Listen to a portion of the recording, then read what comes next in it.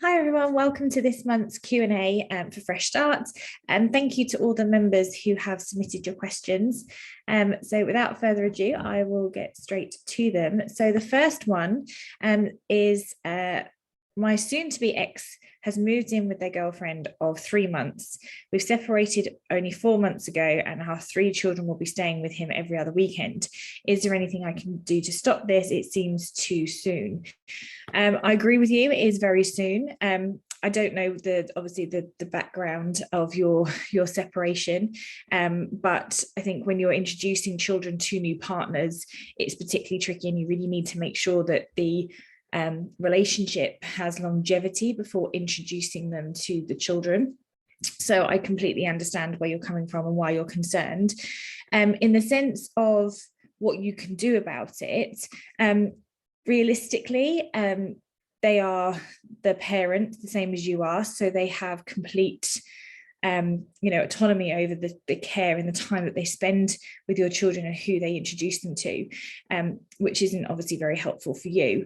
However, I would suggest that you have a conversation with them. I don't know how your relationship is with your ex, but if you can try and reason with them and explain your concerns and why you would be worried about this and how you can handle this together. A way of doing that, in something that you'll need to do as part of your separation anyway, is to agree a parenting plan. There's actually a parenting plan in the membership, and there's also an article on this exact topic so that came out last month in the newsletter. So I would urge you to go back and read that article about dealing with introducing new partners and dealing with your ex's new partner. And in there is also a parenting plan that will help the pair of you agree some kind of principles around the children and how you're going to raise the children now that you're co-parenting as opposed to parenting together. And really try and get your ex on board, because ultimately you can't stop it.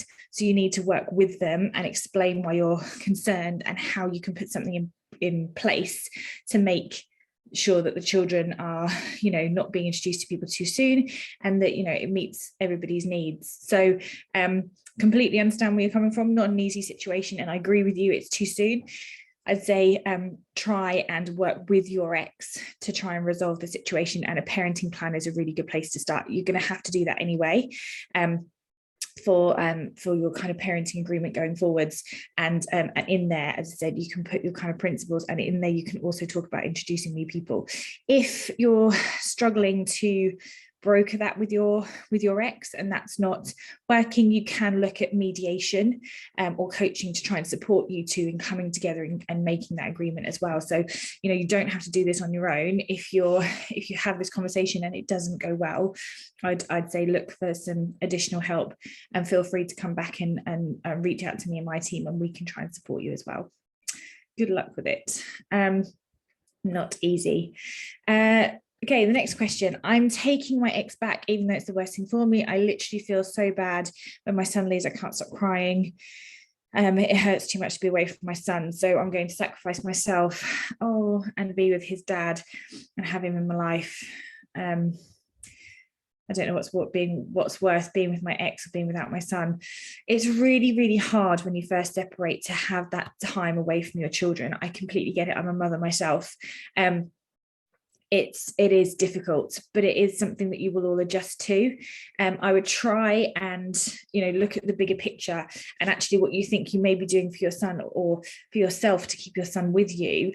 Actually, if that's raising your son in an unhappy marriage, in an unhappy family life, that's not what's best for your son in the long run. And he's going to grow up in an environment where mum and dad didn't really like one another, they didn't have a happy marriage, and that's going to shape his choices for the future.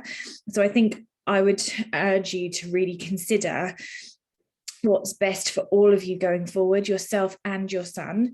And that if that is not being with your ex, then the fact that you don't want to lose your son for a few days a week or however it works out in your parenting agreement isn't really, I think, long term enough to keep you together, and it will actually cause more damage in the long run.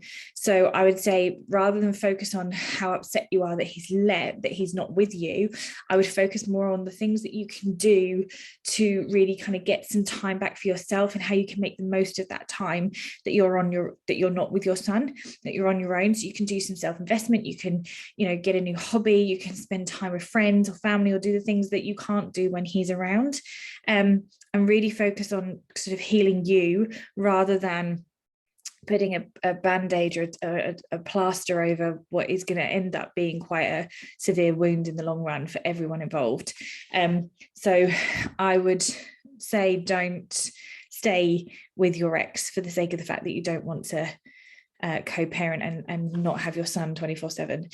Make the most of it. A lot of parents would love to have some time to themselves, so really focus on what you can do to really help you, as opposed to making that kind of sacrifice and that decision. I hope that helps. Good luck. Let me know. I'm currently separated, but trying to work on things and going to counselling. I go back and forth between what I want. Neither option seems appealing. Option one, stay together. This option keeps the family together, but I'm afraid he's not going to change. I'm afraid we'll continue to fight and we'll never get past hurt or resentment. Option two, get divorced, but I can't even let my mind think about not having my kids every day, similar to the previous one. How do I cope with co-parenting? As I said, it is not easy to adjust to a new situation, and particularly one which then means that you're not with your children. It isn't easy, but it is doable, and it is just an adjustment. And actually, it's about kind of striking the right balance. So making the most of the time that you do have with your children, and making the most of the time when you don't have them, and making sure that you have a really good co-parenting plan and agreement and a good relationship with your ex is fundamental to all of you succeeding, and especially your children. So if you can broker that relationship that's respectful and healthy, where you are both really on board and you're putting the children first, and you're, making sure there's consistency for them and security for them, but it also enables you to both move on as individuals and build your own life, where you get to really, as I said, make the most of the time that you have with your children, but also make the most of the time when you don't. Self-invest, look after number one, allow yourself to have that and to enjoy that, to rediscover what it is that you want to do, or what things that you enjoy in life, and meet new people, go start new hobbies, or whatever it is that you've been putting off, because there will be things, we all do it. Life gets in the way, we get busy, we have routine. Really focusing on that, and focusing on that compelling future that you really want to create, which is what this month's all been about, is making sure that you can be your best with your children, and you can be your best without as well, and giving yourself that balance. And actually doing that now is an investment in their future, but it's also an investment in yours, because one day the kids are going to fly the nest, and if your entire focus is around the children, you're losing a part of yourself in that too, and you deserve to feel good and to be happy. And if that's not with your current partner, then you owe it to yourself to do something about that, and you owe it to your children to set that example, because you wouldn't want them staying in an unhappy marriage for the sake of anybody else either. And that speaks to the previous member as well. I'm sorry, I don't know if you're a man or a woman, but same goes for you as well. So if I were you, I would really focus on what it is you actually want. There's a great exercise which is available in the membership. So it's all about focusing on what it is you want and asking those questions, building, look at the stuff with Lara, build that vision board, get invested in it, decide what it is that you want and what that future looks like, and then take the steps to make that happen. And if that's not with your current partner, then you need to do something about that. Again, good luck, and please do reach out again or let me know how it goes. I'd love to know, how these things pan out. Okay, I need a little advice. My wife left me and our 13-year-old daughter in our home. Now, wife is demanding the house is to be sold. We've only lived here for 4 months, and I think more disruption is going to have a really big impact on our daughter. Okay, so it's interesting. This comes up quite a bit about, whether your ex can force you out of the house, etc. I would say again, legally, you should speak to your solicitor about it and let them make them aware. But from a kind of trying to actually manage this situation and the relationship with your ex, what's their motive behind feeling that you need to sell the house? Is it that they are concerned about money or the divorce or like the cost of the divorce? What's driving that behavior? If you can try and find that out and understand that, then perhaps between the two of you can come up with another scenario, another solution or outcome for resolving that issue, because there'll be something that's driving that change. I agree with you. It's better to try and keep your daughter as settled as possible, particularly, all children have a bit of an adjustment to go through when dealing with their parents' divorce, and the more kind of stability you can create for your daughter, the better. So if that means staying in the house, brilliant, if you can afford to do that. Not everyone can. And there may be something that's driving your wife's or ex-wife's motives, and I try and find out what that is and try and find a solution. You may want to look down the mediation route if you're struggling to kind of broker that conversation, but if you can, try and have that conversation with her and agree kind of a way forward that's going to work for both of you, and put your daughter's needs first wherever possible, if you can afford to do so. That would be my advice. It's always better to try and have these conversations together and work together than it is to kind of draw a line and speak through solicitors and get really defensive, because then you just end up in a battle where no one wants to back down. So try and speak to her, find out why she's feeling the need to do this now, what her motives are, and then work on a solution. My soon-to-be ex-husband has cheated on me and wants me to pay half the divorce. What can I do? This, again, sadly, this comes up quite a bit. In regards to the actual legal process of getting divorced, it doesn't matter who did what.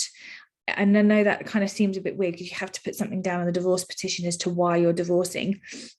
But actually, who cheated or whose behavior was unreasonable or whatever the cause of the divorce was, it makes no difference to the financial settlement that you reach or who pays for the divorce.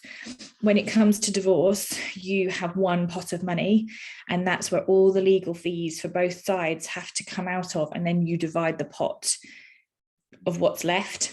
That is the same in any circumstance, regardless of what the cause is. And I know that's a really tough pill to swallow when you've been cheated on and you're feeling particularly hurt and bruised, but that's the sad truth of it, I'm afraid.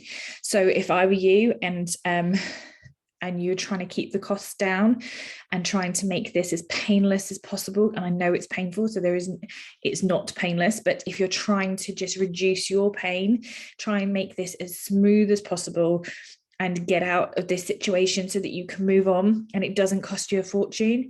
I'd try and be as amicable as possible and work with your ex to just dissolve the marriage and work on yourself to move on.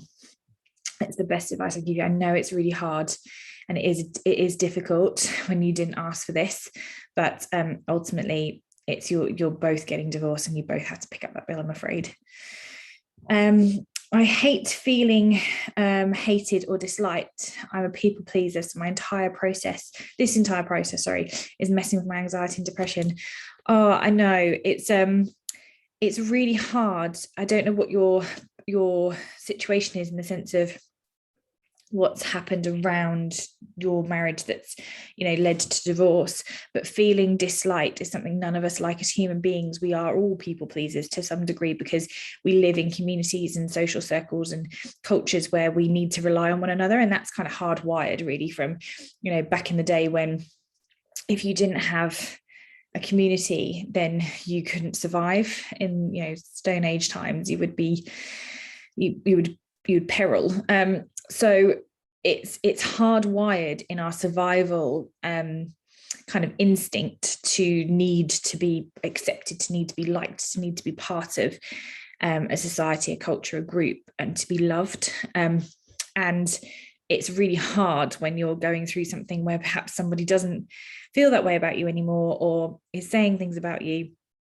I'd say what you really need to do is work on looking at how you can manage your own mindset. There's some great articles in here around kind of managing stress, getting sleep, feeding and nourishing your mind so that you can have more rational thinking, and rather than being driven by your subconscious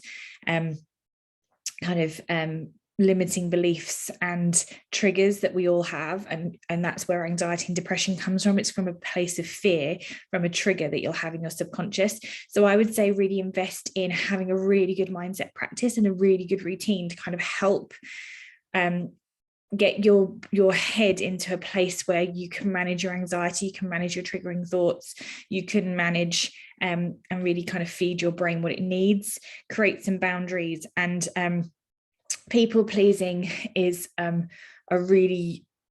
it's a slow process. It's a baby steps to help you move forward with that. And it's being able to say no, but you need to kind of be in the right headspace in order to be able to do that. So there's an article on how to nourish your mind and also daily routine. Start doing those for 30 days. Start also looking at auto suggestions and goals, which we're going to cover in the next month. And I think that will really help you. Not an easy one, but remember, it isn't just you. Everybody feels like this, and it is something that you can weather. You just need to do a bit of self-investment, I think. When going through divorce and separation, do you date or do you wait to be divorced first? This is our last question, by the way, guys. So technically, legally, if you date whilst you're separating, getting divorced, it can still be classed as adultery because you're technically still married. That's the legal standpoint, which I don't think many people know. So it's worth knowing. However, it really depends on what your relationship is with your ex as to whether that's going to actually crop up and that's going to be an issue for you. But more importantly, are you ready to date is the question. And I think a lot of people can rush into dating because they're trying to fill a void where they've been part of a couple, they've been one half of something, and suddenly they still feel like a half a person. And actually, my question to you would be, are you ready to date? Have you healed enough and dealt with what's happened in the dissolution of your marriage? And so you're ready, you are a whole person, and you're feeling whole, and you're feeling confident, and you're feeling ready to go out and meet someone new. If you are, great. If you're not, don't, because all you will do is recreate the same mistakes of the past. You need to do a little bit of self-reflection, self-awareness, a little bit of healing, a little bit of taking some ownership, perhaps, of where things haven't worked, a little bit of realigning who you are and what you want, and what you want for your future, and understanding that and going through that process takes time. And if you haven't done that, then you're not ready to date, regardless of whether you can legally date or not. That's a bigger question, I think, and only one you can answer. Perhaps journal on it, write down what it is that you want from a new partner, and also focus on what kind of partner you want to be. And if you are able to be that for someone, then great. But if you're not yet, then that's fine. It's just going to take a little bit, you will get there, but it's just going to take a little bit more time. So focus on who you want to be, not who you want to date. And then decide if you are that person, then you're ready. And if you're not that person just yet, you're not ready. I hope that's helpful. So that's all the questions that we've had from members for this month. Guys who sent the questions in, thank you very much, and I hope that's helpful. And if you need any follow-up or anything else, then please reach out through the usual channels. We will always get back to you, and thank you for sharing your questions today. And I will be back here next month to answer your questions again, so please send them in, and have a great day, everyone. Thank you very much.